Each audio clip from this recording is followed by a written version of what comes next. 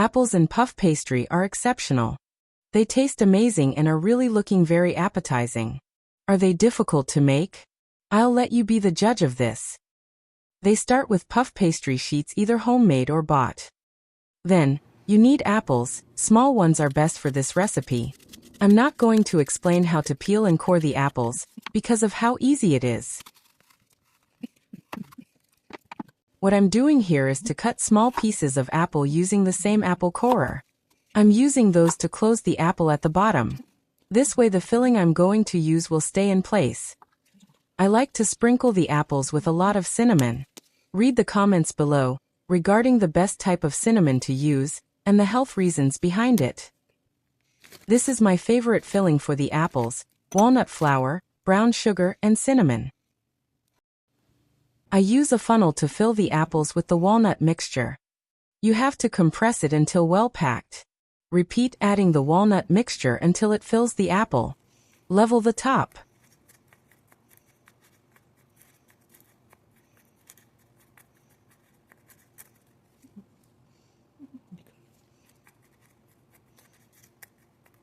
These are the apples prepared to be wrapped in puff pastry.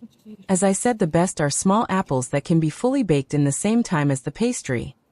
How do you know the size of the puff pastry? Well, it depends on the apple. This is how you can estimate it. And it is better if the puff pastry square is bigger, because you have to overlap the corners.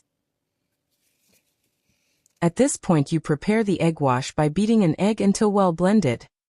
Now you can start wrapping the filled apples in the puff pastry squares. The puff pastry in general shrinks during baking, so you have to make sure it is well secured. The first two corners are stick together with egg wash. The other two corners are secured together by cutting like a buttonhole in one corner and bringing the other corner through the hole.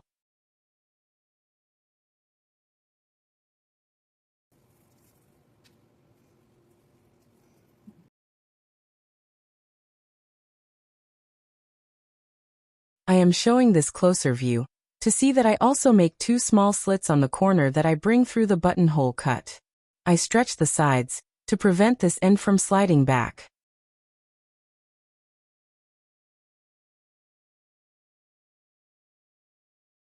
Now all that is left is to brush the puff pastry packets with egg wash and then to sprinkle with granulated sugar. After which you can bake them in the oven preheated at 350 degrees Fahrenheit for approximately 45 to 50 minutes. Or, until the pastry looks golden brown. Like this one. These are a different batch and I want to show you that you can have a different filling for the apples. In this case I used raisins, which are also delicious with the baked apple and puff pastry combination.